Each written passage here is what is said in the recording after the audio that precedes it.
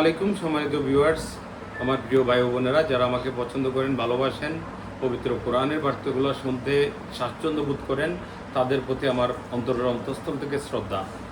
আজকে আমরা আলোচনা করব ডক্টর মিজানুর রহমান আজহারি হুজুরের লেখা এক নজরে কোরআন ধারাবাহিক পর্ব হচ্ছে 48 সূরা রাদ এর পর্ব পঞ্চম। এই পঞ্চম পর্বে কেস স্টাডি নিয়ে বলা হয়েছে। কেস স্টাডিতে আলোচনা করা হচ্ছে, এই সূরায় বলা হয়েছে কেবল তার কাছেই সত্যিকার অর্থে সাহায্য প্রার্থনা করা যায়, অর্থাৎ মানুষ আন্তরিকভাবে কেবলমাত্র আল্লাহর কাছেই সাহায্য চাইতে পারে। এরপর বলা হয়েছে কাফিরদের দোয়া বা সাহায্য চাওয়া পুরোপুরি নষ্ট বা বাতিল, কেননা ওরা মন থেকে আল্লাহর কর্তৃত্ব মেনে নেয় না, সাহায্য প্রার্থনা করে বাতিল ইলাহদের কাছে। কাফিরদের এই কার্যকলাপ নিয়ে আমাদেরকে চিন্তা ভাবনা করতে হবে। এটা আমাদের জন্য ইঙ্গিত যে আমাদের ইবাদত ও আত্মসমর্পণ খাঁটি করে নেওয়া দরকার। নিজেকে প্রশ্ন করি, চলুন আমরা যতটুকু ইবাদত সবটুকুই কি আল্লাহর জন্য? আমি কি নামাজ পড়ি কেবল আল্লাহর জন্য? আল্লাহ দান সাদকা কি কেবল আল্লাহর কাছে ভালো হওয়ার জন্য?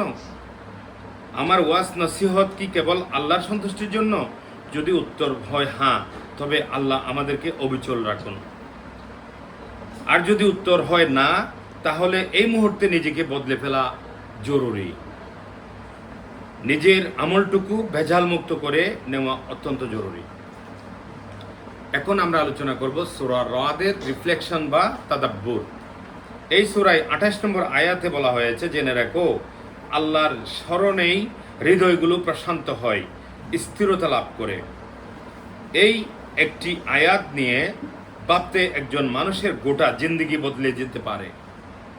আমাদের মন খারাপ হলে আমরা কত রকমের সমাধান খুঁজি, কিন্তু কোনো সমাধানেই কাজ করে না।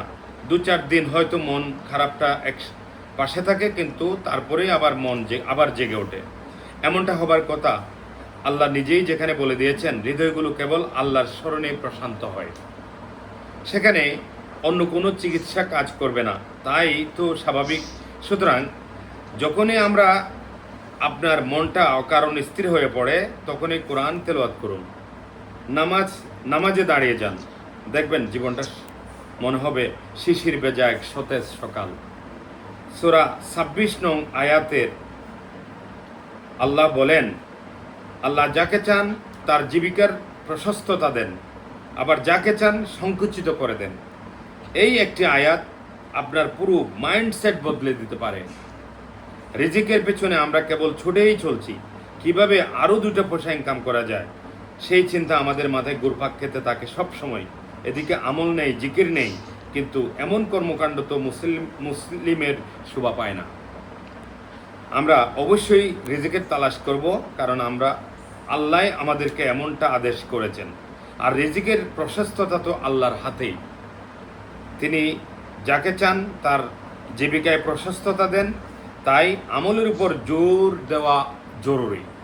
সম্মানিত ভিউয়ার্স, আমরা এই সূরার মাধ্যমে, এই সূরার কেস স্টাডি এবং রিফ্লেকশন তাদাব্বুরের মাধ্যমে আমরা একটা জিনিস পরিষ্কার হয়েছি, আমরা যতই রিজিকের পেছনে ছুটে না কেন, আল্লাহ যদি আমাদের রিজিকের বরকত না দেন, প্রশস্ততা করে না দেন, তাহলে কিন্তু আমাদের প্রশস্ততা আসবে না, অস্থিরতা আমাদের মন থেকে কাটবে না।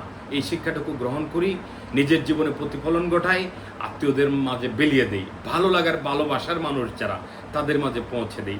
পৌঁছানোর মাধ্যম এই সামাজিক যোগাযোগের মাধ্যম হিসেবে আমরা ইউটিউব চ্যানেল, ফেসবুক আমরা সাবস্ক্রাইব করব, শেয়ার করব এবং ফলো দিয়ে পাশে থাকবো পরবর্তী ভিডিও পাওয়ার জন্য। সবাইকে ধন্যবাদ। আসসালামু আলাইকুম ওয়া রাহমাতুল্লাহি ওয়া বারাকাতুহু।